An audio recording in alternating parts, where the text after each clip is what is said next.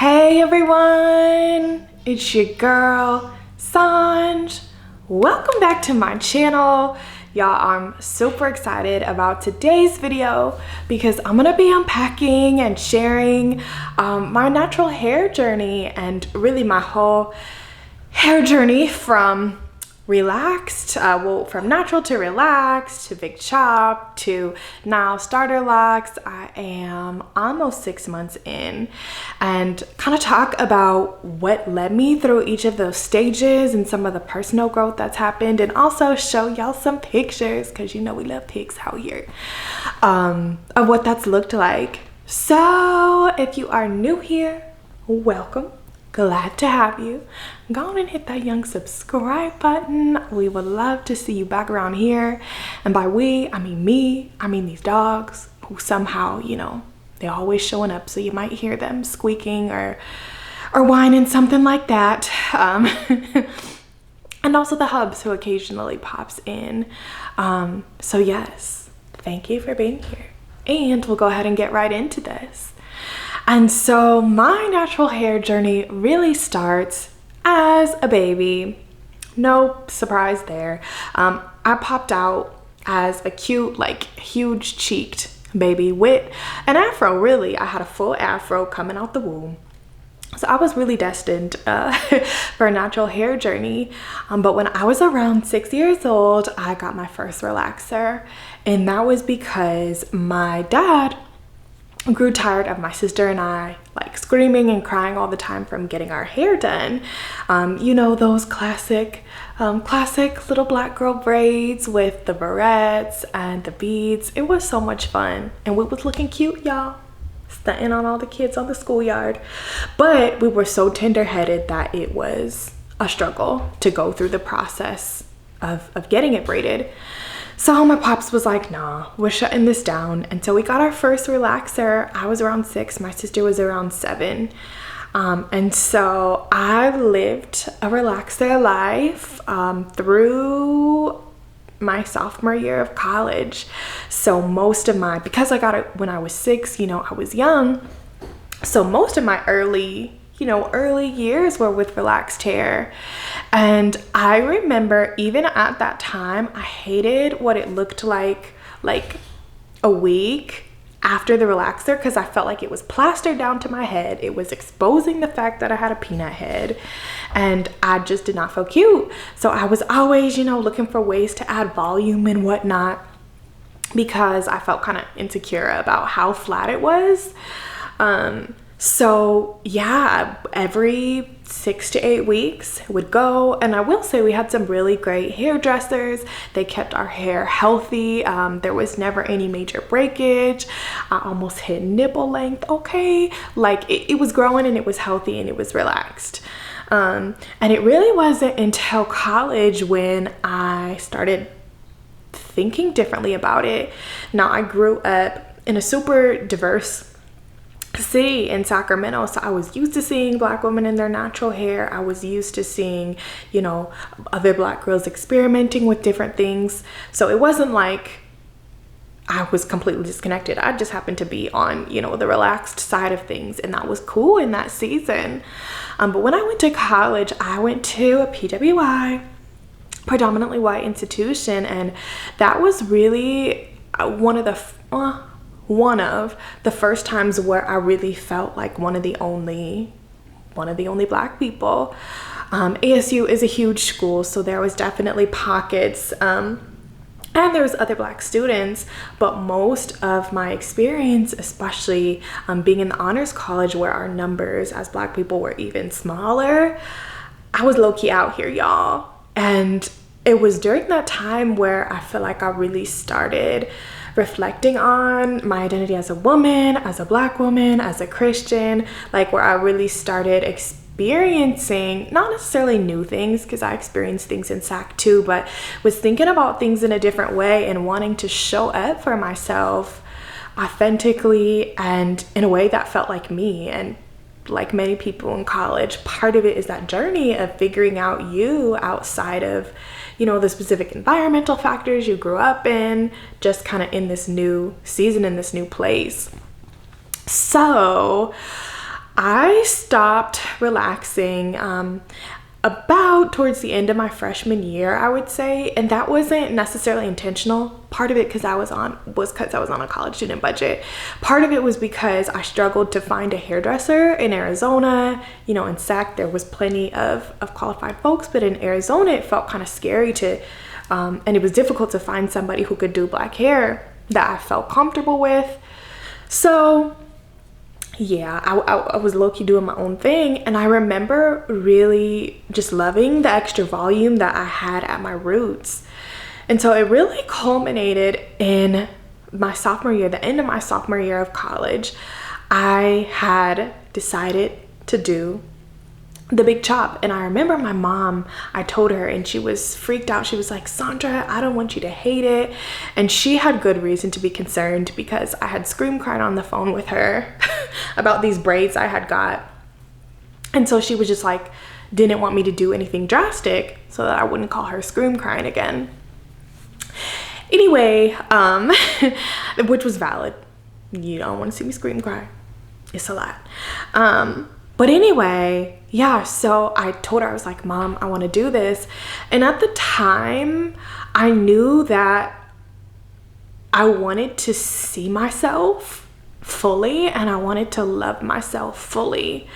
And it's not that that wasn't necessarily happening when I was relaxed, but I was in a season, I was like, I'm a black woman, I'm out here, I'm getting my degree, like I want to be my most authentic self. And disclaimer, I'm not saying that anybody who wears wigs, weaves, or has relaxed hair is not being authentic to themselves. Not what I'm saying here. I'm just saying for me, I had never lived in my natural hair because I was so young when I got relaxed, and so I wanted that. But because it was Arizona, hard to find, you know, folks who could do black hair, I pulled up to the salon in Scottsdale to this older white man that I had found online, and I literally told him, like, where it is straight, cut it, and where it's curly, leave it. Because at that point I had several months of new growth because I had kind of been transitioning and I just hadn't relaxed in a long time. So I remember he made me feel so special, and he straight up told me, like, this is my first time doing this, but he had some sweet smelling shampoo and conditioner. Okay, he gave this scalp a massage, and it was everything I needed. And he went, you know, snip, snip, snip. And I remember him saying that I looked really good. And I remember, you know, spin the chair around, have the moment in the mirror. And I remember looking in the mirror and thinking to myself, like, I look good. Like, I had some fears that I wouldn't feel pretty. Like, I had some fears around how I would feel, but not enough to stop me from doing it. But when I looked in the mirror, y'all, like, I felt bomb. Like, bomb. I'm feeling emotional thinking about it because it was just kind of like looking in the mirror, like, I see you and you're beautiful. And that was right before, about a week before I left for a study abroad trip. And that trip was my first time out of the country.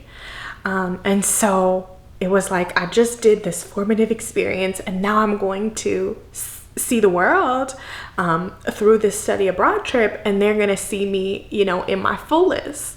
Like it, love it, or hate it, they gonna see me. And so that was such a cool way to kick off my big chop and really my natural hair season and journey, was to be abroad and to be so free. And I was the only black person on my study abroad trip, and I was in Prague, in the Czech Republic, formerly a part of Czechoslovakia and the Soviet Union. And I had so much fun. Like, could nobody tell me nothing. So much fun.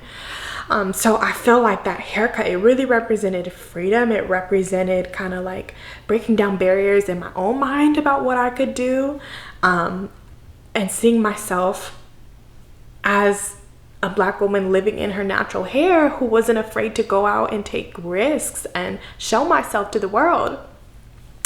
So yeah, I live my best life. And because I had not done the, you know, wasn't familiar with my natural hair very well at that point, yeah, I had a large product junkie season of trying to figure things out and trying to figure out, okay, you know, how do I work with this? So I gradually, you know, my fro kept growing and I got better at learning how to moisturize it and how to detangle it. But for the rest of college, I was out here letting, you know, rocking the fro for the most part. Sometimes I would do twist outs, but for the most part, and sometimes I would have, you know, some different styles like braids or something like that. But I wore it in fro form most of the time, and it was amazing. And I did that for 5 years. And I felt beautiful, but I also felt very powerful. And it was just like, I felt like I wasn't afraid of myself, and I was owning my beauty in a place where in a lot of situations I was the only Black girl. And so I felt extra confident because I knew that I stood out and I knew that I looked good, and I loved that. So yes, then now, as you can see, I have starter locks, and that was not something that I planned to do until like 35. To be honest, I hadn't even really thought about locks until I met Adam, my husband. He has been locked for 11 years. And I was always cool, you know, loved hearing about it from him, definitely attracted to him with his locks, and, you know, however he had his hair. But it wasn't really something I thought about for myself until after we were married. And for whatever reason, well, not for whatever reason, I was starting to get tired and noticed that I was dreading wash day a little bit, because we all know wash day takes a lot of energy and effort.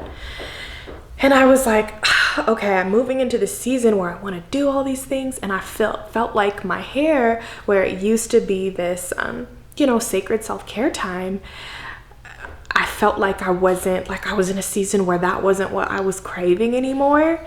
And I was craving the convenience of being able to get up and go. But I was also wanting to feel more grounded, because I was dealing with some anxiety, and also to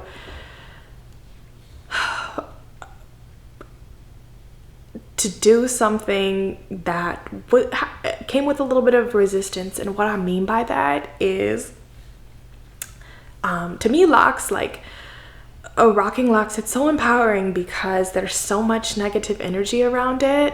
Sometimes from some people, whether they think it's masculine or they think it's dirty, it very clearly identifies you as someone who, you know, is proud of your Black roots and your Black heritage and your natural hair. And not everybody is cool with that, right?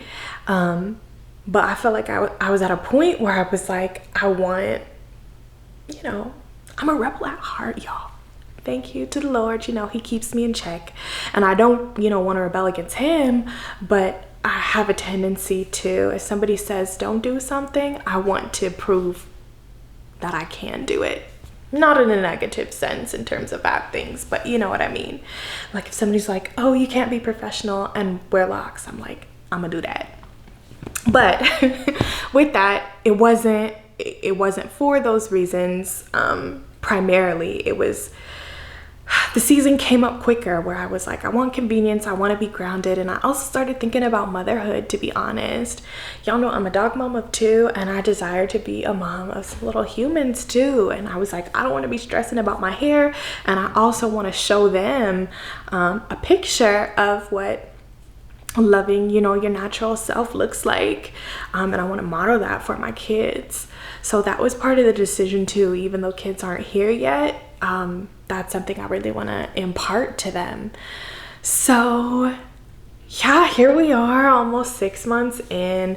I'm loving this lock journey. I'm a little rough around the edges right now because I think I'm at like 10, maybe 11 weeks post retwist.